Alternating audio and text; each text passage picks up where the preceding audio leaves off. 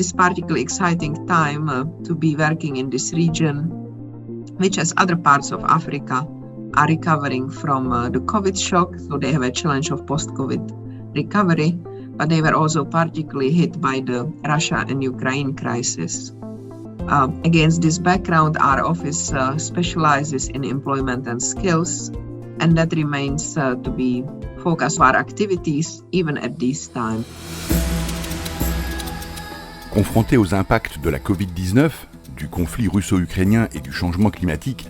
l'Afrique du Nord est aujourd'hui à la recherche d'une reprise économique durable, dans un contexte mondial marqué par la hausse des prix des carburants, des engrais et de la nourriture, l'inflation et une difficulté accrue à sécuriser les financements nécessaires pour sa reprise. Organisée à Dakar sous le thème « Financement de la relance de l'Afrique, trouver des solutions innovantes »,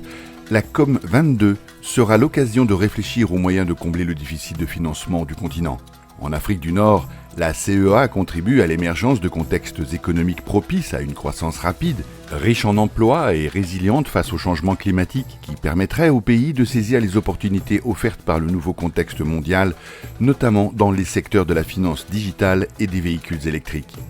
Organisés en avril 2022, les dialogues de la CEA ont révélé l'importance du rôle des petites entreprises dans une telle reprise. We have organized webinar series and we have a seminar on innovative financing for small and medium enterprises, because small and medium enterprises account for more than 90% of employment in our region. One of the specific features of this region is that family enterprises are particularly important. And they also tend to bring more women into the labor market, which is a challenge in our region, alongside of the youth unemployment.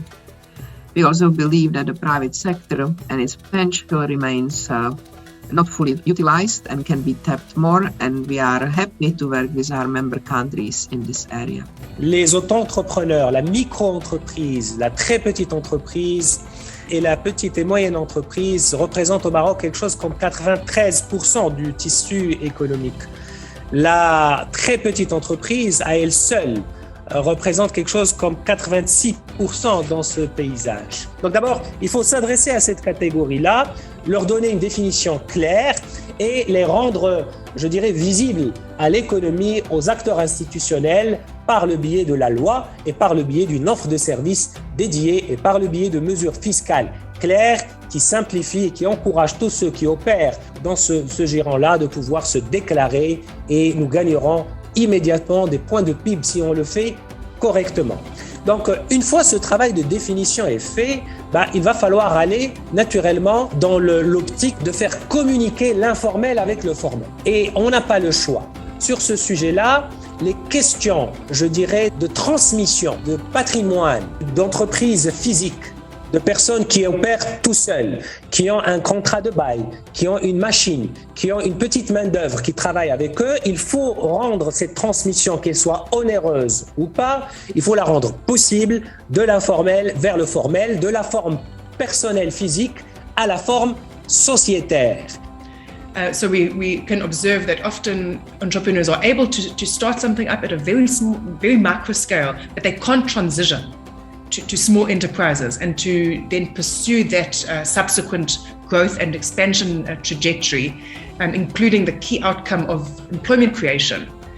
which is important more widely, without access to finance. And we can see it very clearly in the COVID experience. That access to finance is a key determinant of SME's ability not just to survive, but to thrive and to expand by innovating. Les dialogues de la CEA ont également révélé une autre source d'opportunités pour l'Afrique du Nord face au manque crucial de financement. Le développement de la finance digitale pourrait lui permettre de mieux utiliser ses propres ressources à condition de mettre en place les réglementations nécessaires. Le bureau de la CEA pour l'Afrique du Nord a initié une première réflexion autour de la question de la finance digitale. Comme vous le savez, la finance digitale a bénéficié du développement des instruments de la transformation digitale à travers des mécanismes autour de l'intelligence artificielle pour permettre notamment le développement du système de paiement mobile ou particulièrement aussi la réflexion que certaines banques centrales africaines ont déjà initié autour de la question de la monnaie numérique des banques centrales. La question de l'interopérabilité des systèmes de paiement reste une question aussi centrale pour promouvoir notamment ces chaînes de valeur régionales autour de la question de la finance digitale, comme l'est également la question de la mise en place de systèmes réglementaires et institutionnels favorisant une certaine flexibilité, une certaine promotion de l'innovation autour des systèmes financiers. L'Afrique du Nord est aujourd'hui confrontée à de nombreux défis, mais elle a aussi beaucoup d'opportunités devant elle. Retrouvez-nous à Dakar et en ligne du 11 au 17 avril pour examiner les options de financement qui se présentent à ces pays pour un développement accéléré, durable et respectueux de l'environnement pour les années à venir.